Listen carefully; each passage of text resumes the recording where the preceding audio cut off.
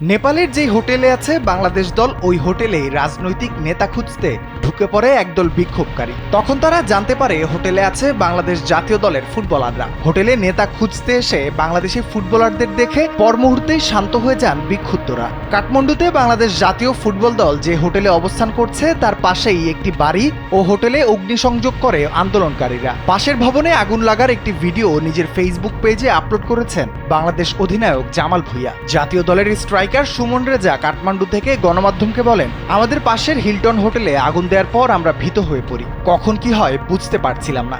তখন আমরা সবাই লবিতে অপেক্ষা করছিলাম। বিক্ষোভকারীরা আসলে হোটেল কর্তৃপক্ষ তাদের বোঝাতে সক্ষম হয় এখানে ফুটবলাররা আছেন, কোনো রাজনৈতিক নেতা নেই।